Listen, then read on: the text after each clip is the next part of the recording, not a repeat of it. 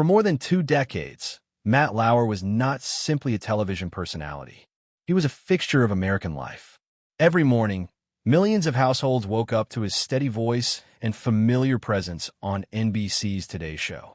In an industry built on credibility, Lauer became the embodiment of trust. Calm, polished, and seemingly unshakable, he helped define what morning television looked and sounded like for an entire generation.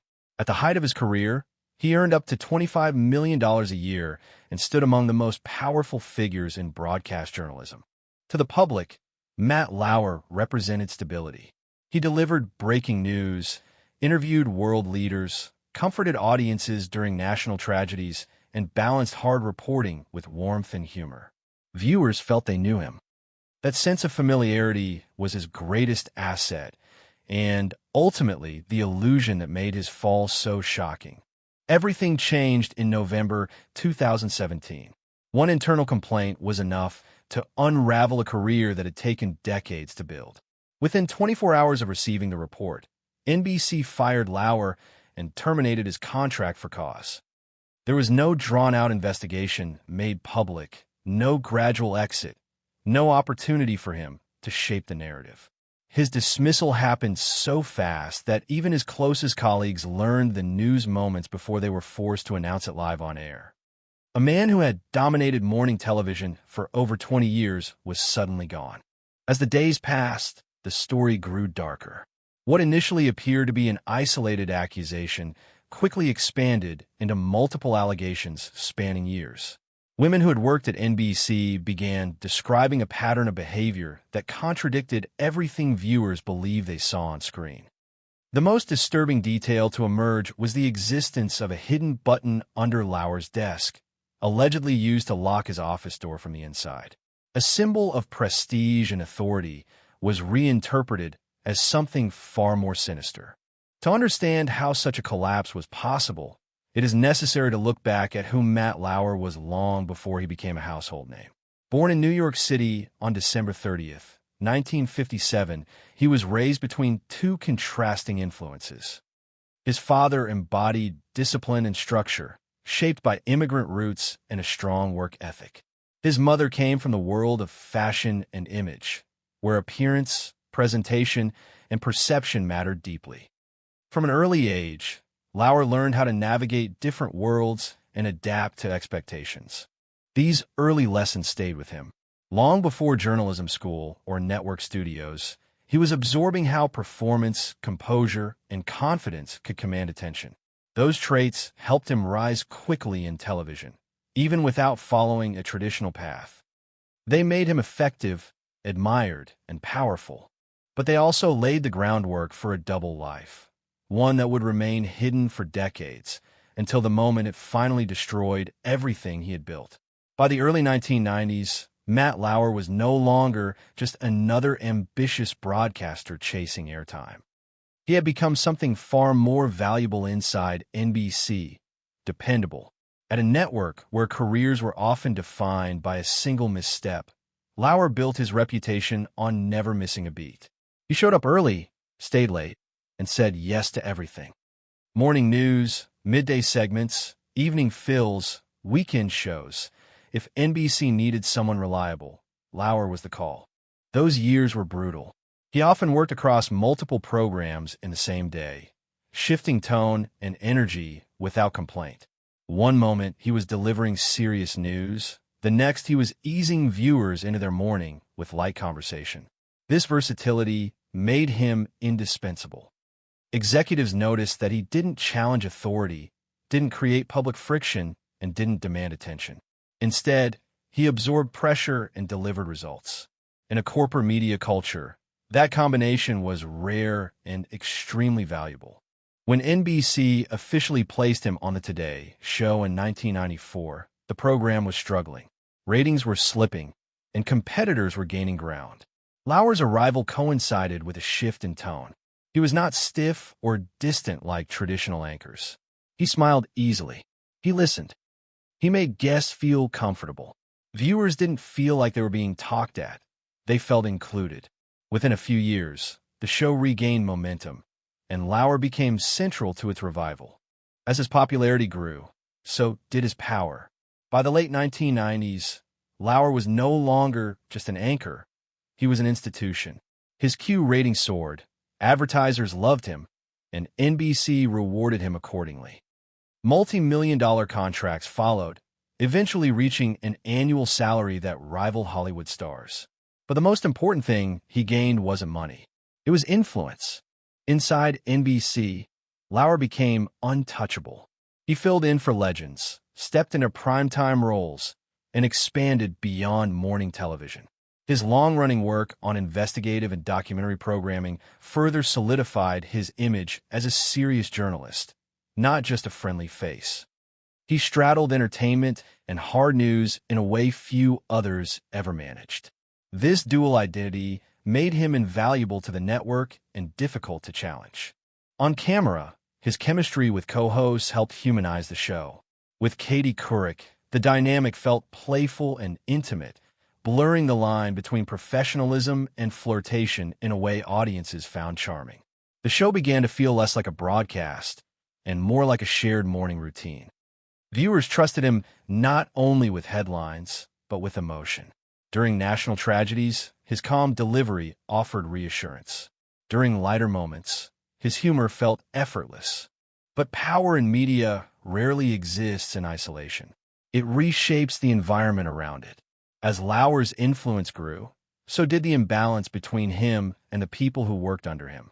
Young producers, assistants, and staffers understood the hierarchy instantly. His approval mattered. His displeasure could end careers.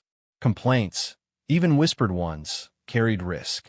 The same traits that made him smooth on camera, control, confidence, command of space, translated into authority behind the scenes. At the same time, his personal life seemed to mirror his professional success. He married a successful Dutch model, built a family, and settled into a lifestyle that reflected wealth and stability. From the outside, it looked complete.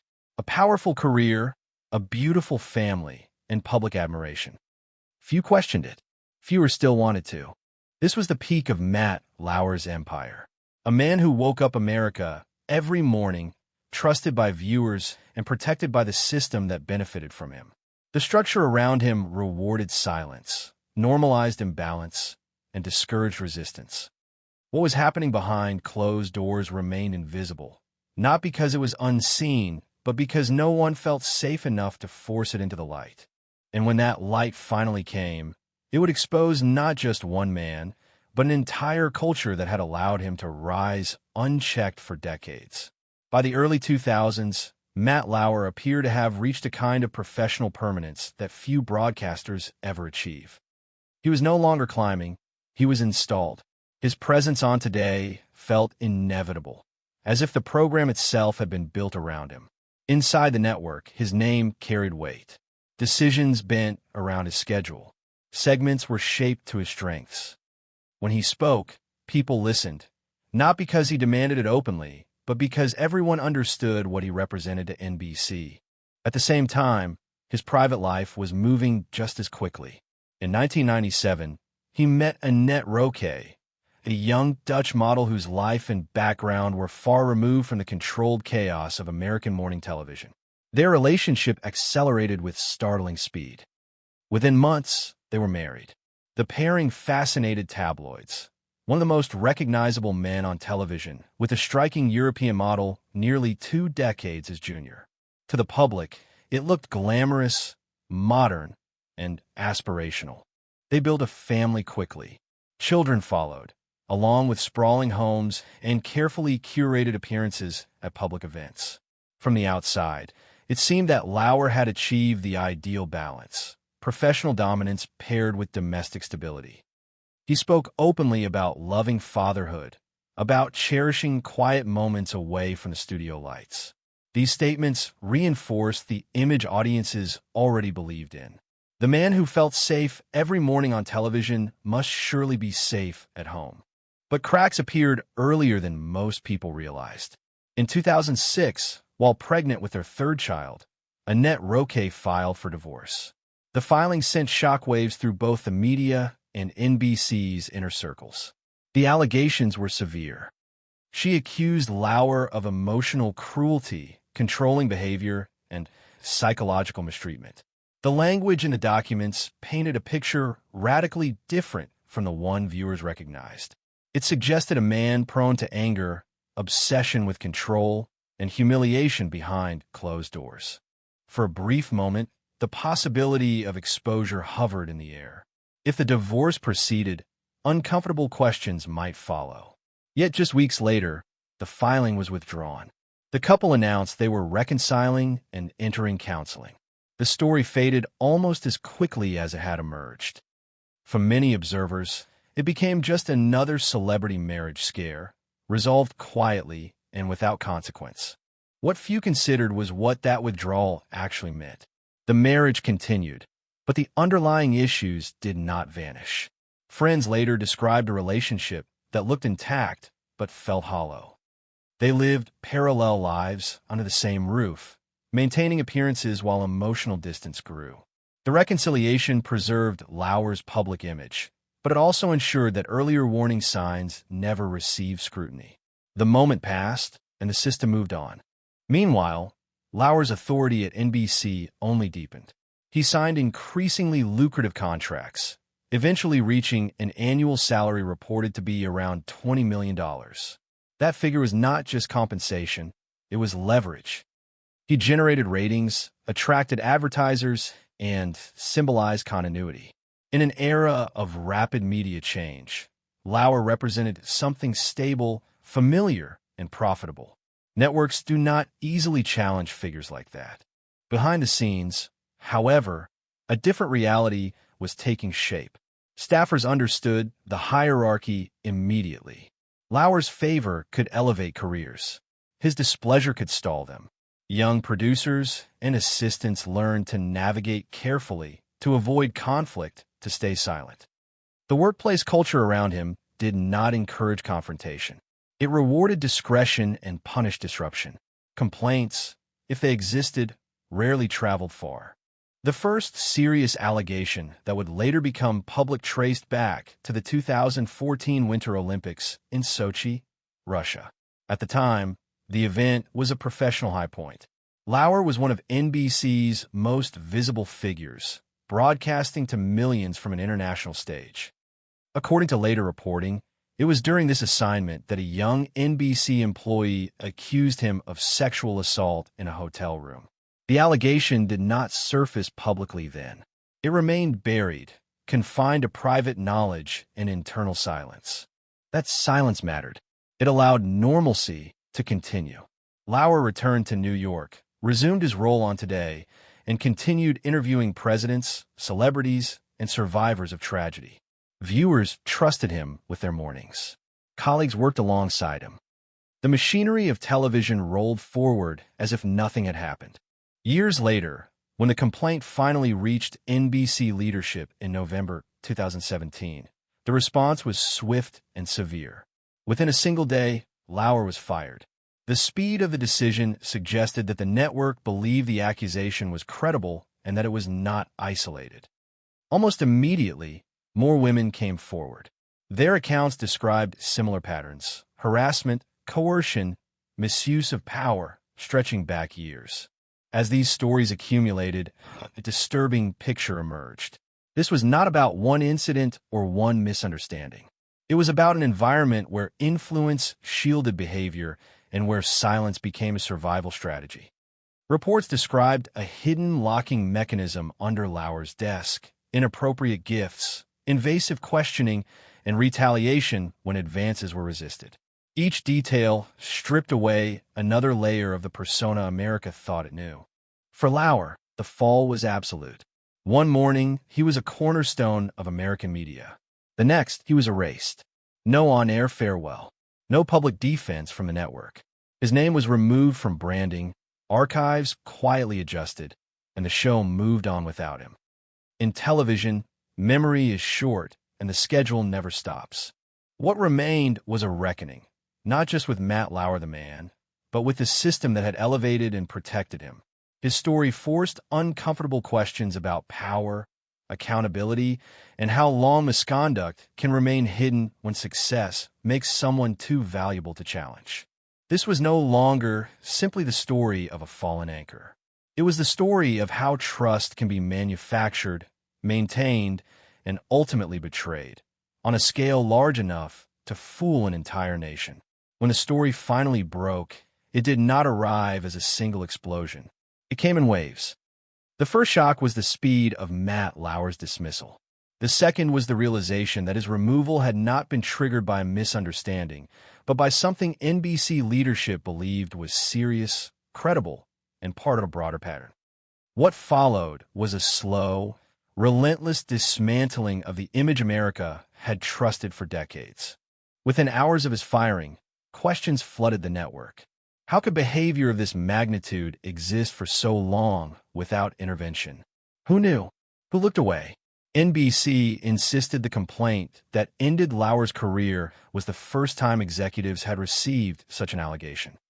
Yet as journalists began calling former employees, a different narrative emerged. Many described a culture in which rumors were common, but accountability was rare. People had heard things. People had sensed danger. Few felt empowered to act. The most detailed public reckoning arrived in 2019, when investigative journalist Ronan Farrow published Catch and Kill. The book did not merely recount allegations against powerful men in media. It exposed the systems designed to bury them. Within its pages was the most devastating account yet involving Lauer, an allegation by former NBC producer Brooke Nevels, who claimed Lauer raped her during the 2014 Winter Olympics in Sochi. The allegation reframed everything. This was no longer about inappropriate comments or abuse of workplace power. It was about sexual assault. According to Nevels, the encounter was not consensual. She described being trapped in a hotel room, overpowered by a man whose authority made resistance feel impossible. Her account remained private for years, locked behind fear, imbalance, and the understanding that speaking out could end her career. When Catch and Kill became public, the story exploded all over again. Lauer, already disgraced, now faced the most serious accusation possible. He responded by denying the claim, insisting the relationship had been consensual, inappropriate perhaps, but not criminal. He accused Farrow of selective reporting and argued that key details had been omitted. His defense was lengthy and emotional, but it failed to shift public opinion. The reason was simple. By that point, the pattern mattered more than any single denial. Multiple women had already described similar dynamics. Coercion masked as consent, power disguised as charm, silence enforced through fear. Even for those unsure about individual claims, the cumulative weight was overwhelming. The image of the misunderstood anchor no longer held. NBC, for its part, attempted to distance itself completely. Executives emphasized the speed of Lauer's firing as proof of decisive action. They introduced new internal policies, including explicit rules making it a terminable offense to cover up misconduct. Training programs were expanded. Reporting structures were revised. These measures were presented as reform, but critics questioned why such protections had not existed earlier. Former employees spoke openly about how difficult it had been to challenge someone like Lauer while he was still in power. He was not just a star. He was revenue. He was brand identity. He was rating stability in an industry constantly under threat. In that environment, complaints became risks rather than responsibilities. Silence was not always mandated, but it was often rewarded. As the public processed these revelations, Lauer himself disappeared. There were no interviews, no press tours, no visible attempts at rehabilitation. He retreated to private properties, avoiding cameras and public spaces. Friends described him as withdrawn, isolated, and deeply shaken. A man once energized by constant interaction now avoided even casual contact. Invitations stopped arriving. Relationships dissolved quietly. His marriage, already strained, collapsed under the weight of the scandal. The divorce that followed was handled with unusual efficiency. There were no public disputes, no court theatrics. Lauer reportedly agreed to generous terms, ceding assets and avoiding prolonged conflict. It was as if he understood that resistance would only deepen the damage. Public sympathy was limited. Unlike figures who attempt comebacks through apology tours or rebranding, Lauer made no such move. Some interpreted his silence as remorse. Others saw it as strategic retreat. Either way, his absence became permanent. Television did not call. Networks did not test the waters. Advertisers did not inquire. The door closed and it stayed closed. What lingered was the broader impact of his fall. Lauer became a symbol not just of personal failure, but of institutional blindness. His story was cited alongside others during the height of the Me Too movement, reinforcing the idea that power, when left unchecked, corrodes environments from the inside. Morning television, once considered harmless and safe, was forced to confront its own shadows. For viewers, the betrayal cut deep. Lauer had not been a distant celebrity. He had been present during births, breakfasts, school mornings, and national grief. His voice had accompanied daily routines for millions. Learning that this familiarity had masked something darker forced an uncomfortable realization. Trust on television is manufactured, not earned through intimacy, but through repetition. By the time the dust settled, Matt Lauer was no longer a man with a future in media. He had become a cautionary figure, a case study in how charisma and credibility can coexist with harm, and how long systems will protect success before acknowledging damage. His name remained recognizable, but stripped of authority. What was once reassurance now evoked unease. This chapter did not end his story. It transformed it. The question was no longer whether he would return to television. It was how a life once defined by visibility would continue in the absence of it, and whether retreat could ever equal accountability. After the headlines faded and the studio lights moved on, Matt Lauer entered a phase of life defined not by reinvention, but by erasure. The man who once thrived on visibility now structured his days around avoiding it. There were no carefully staged public apologies, no interviews designed to soften his image, no quiet trial balloons testing whether audiences were ready to forgive. Instead, Lauer disappeared into privacy, as if accepting that the version of himself the world knew could never exist again. His retreat centered on the Hamptons, far from the controlled chaos of Manhattan studios. Behind gates and long driveways, he occupied properties that reflected both immense wealth and deliberate isolation. Neighbors occasionally spotted him running errands, driving his children, or walking alone. Those encounters were unremarkable, almost mundane, yet striking precisely because of who he used to be. The most recognizable man in American morning television had become someone who blended into the background by choice. Financially, Lauer did not suffer in the way most fallen public figures do. Decades of top-tier contracts had secured his future long before his downfall. Even after a costly divorce settlement and the loss of his final NBC contract, his net worth remained substantial. He sold off high-profile properties, adjusted his holdings, and quietly restructured his life. Money, at least, was not a pressure. What vanished was status, the currency that had defined him far more than wealth ever did. The end of his marriage formalized what the scandal had already fractured. After more than 20 years together, the divorce concluded without spectacle. There were no public statements, no interviews explaining heartbreak or betrayal. The process was efficient, almost clinical. Those close to the situation said Lauer did not contest terms, did not argue publicly, and did not attempt to reassert control. If power had once shaped every corner of his life, it was now conspicuously absent. In the years that followed, his social circle shrank dramatically. Friends from television drifted away, some out of discomfort, others out of self-preservation. Invitations stopped. Messages went unanswered on both sides. The world he once dominated did not check in. Silence became the defining sound of his days. For someone who had lived inside constant conversation, this isolation cut deeply. Yet life did not come to a complete halt. Lauer focused on his children, maintaining a presence that remained largely shielded from public scrutiny. School events, family routines, and quiet domestic moments replaced red carpets and studio green rooms. People who encountered him during this period described a man who appeared subdued, measured, and wary. The ease that once defined his on-air persona was gone, replaced by caution. Romantically, his life took a quieter turn. He began a relationship with a longtime friend and business executive, someone who had known him well before the scandal. Their connection did not unfold under the harsh glare of media attention. They traveled discreetly, appeared rarely at public functions, and avoided commentary.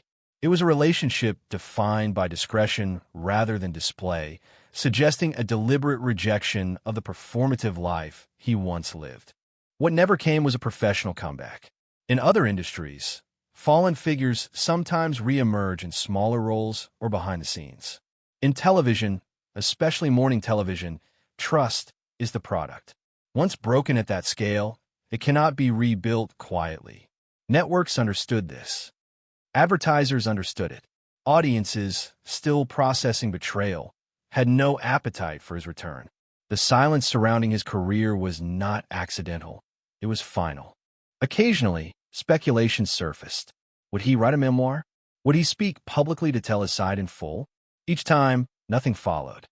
His only significant attempt to respond came through a written statement years after his firing, disputing specific allegations and criticizing the media's portrayal of him.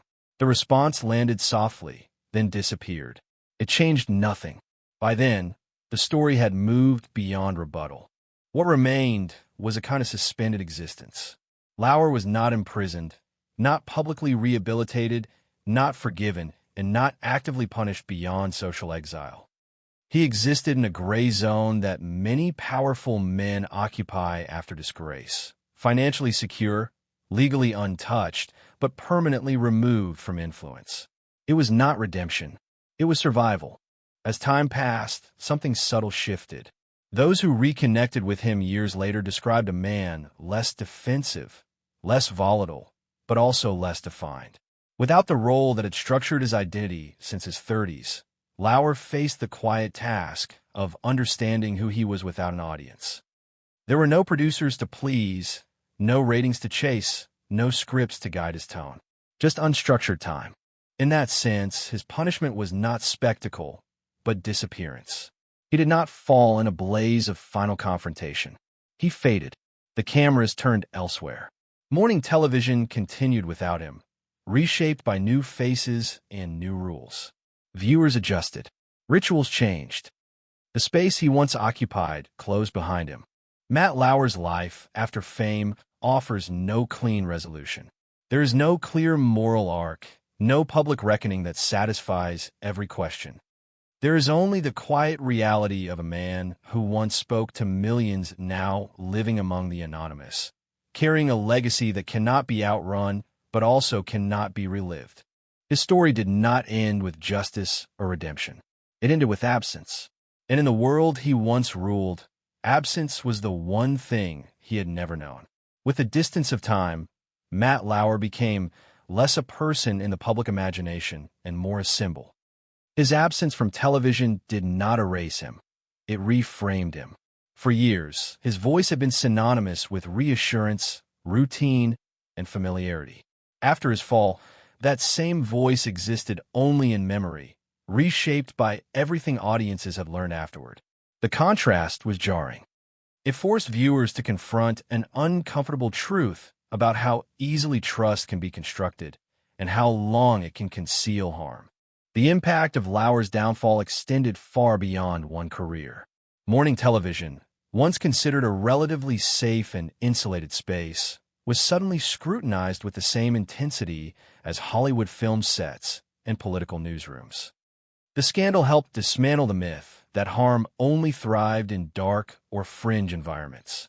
Instead, it showed how misconduct could exist at the very center of American domestic life, broadcast daily into millions of homes under the guise of warmth and familiarity. Inside networks, the consequences were immediate and structural. Policies changed. Reporting mechanisms were rewritten. Executives emphasized zero tolerance and transparency, not only because it was morally necessary, but because public patience had evaporated. The era in which star power could quietly outweigh accountability was ending. At least, that was the promise. Lauer's case became a reference point in internal trainings, a warning about what happens when influence goes unchecked and silence becomes policy. For journalists, the reckoning was especially painful. Many had admired Lauer's professionalism and emulated his style. Younger broadcasters had seen him as a model of success, proof that authority could coexist with approachability. His fall forced an uncomfortable reevaluation of those assumptions. Talent no longer insulated character. Familiarity no longer guaranteed safety. The line between performance and reality became harder to ignore. Public reaction, however, was complicated. Some viewers felt betrayed. Others felt conflicted, struggling to reconcile years of comfort with the disturbing allegations that followed. There was no easy emotional resolution. Unlike fictional villains, Lauer had been woven into daily life. His story did not end with clear punishment or redemption. It lingered, unresolved, mirroring the ambiguity that often surrounds power and accountability in the real world. Lauer himself remained silent for the most part, and that silence shaped his legacy as much as any statement could have. By choosing withdrawal over confrontation, he avoided further damage but also forfeited the opportunity to redefine himself publicly. Whether that silence reflected acceptance, regret, or calculation remains unknowable. What is clear is that it left the narrative largely in the hands of others. In the broader cultural landscape, his case reinforced a central lesson of the Me Too era. Systems do not fail suddenly. They fail gradually through small decisions to overlook, excuse, or postpone action. Lauer's rise and fall illustrated how success can act as insulation, delaying accountability until harm becomes impossible to ignore. When a reckoning finally arrives, it is often swift and absolute. For the industry, the question that lingers is not whether Matt Lauer deserved his fate, but whether the conditions that allowed him to thrive have truly changed. Policies can be rewritten, trainings can be mandated, but culture shifts more slowly. Power still concentrates. Fear still silences. The difference now is awareness, fragile, imperfect, but present. Matt Lauer will likely never return to television. His story has settled into a kind of cautionary permanence, cited in discussions about ethics, leadership, and the cost of silence.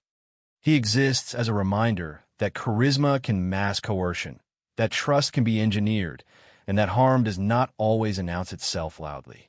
In the end, his legacy is not defined by the interviews he conducted or the ratings he delivered.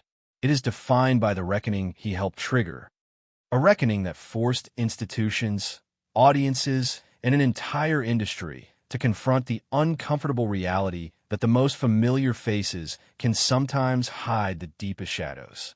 And perhaps that is the final lesson of his story. Not that one man fell, but that so many were willing to look away until looking away was no longer possible. In the end, Matt Lauer did not leave television with a final broadcast or closing statement. He simply vanished from the space he once dominated. The cameras moved on, the studio lights shifted, and the routines of morning television adjusted without him. What remained was not closure, but a lingering discomfort that refused to settle neatly into history. For millions of viewers, the sense of loss was complicated. Lauer had been a constant presence during ordinary mornings and extraordinary moments alike. Births, breakfast tables, school mornings, national tragedies. His voice had been there for all of it. Learning that this familiarity had coexisted with allegations of harm forced audiences to confront an unsettling realization. Intimacy on television is an illusion built through repetition, not true proximity or knowledge. Trust, once broken, cannot be rebuilt by nostalgia. His disappearance did not bring resolution to the questions his story raised. There was no courtroom verdict, no public confession that satisfied every doubt, no moment of collective agreement about justice. Instead, there was silence. Silence from the man himself, silence from the institution that once elevated him, and silence from an industry eager to turn the page. That silence became part of the legacy, shaping how his story is remembered. For the media world, Matt Lauer's fall marked a dividing line. Before him, star power often outweighed accountability.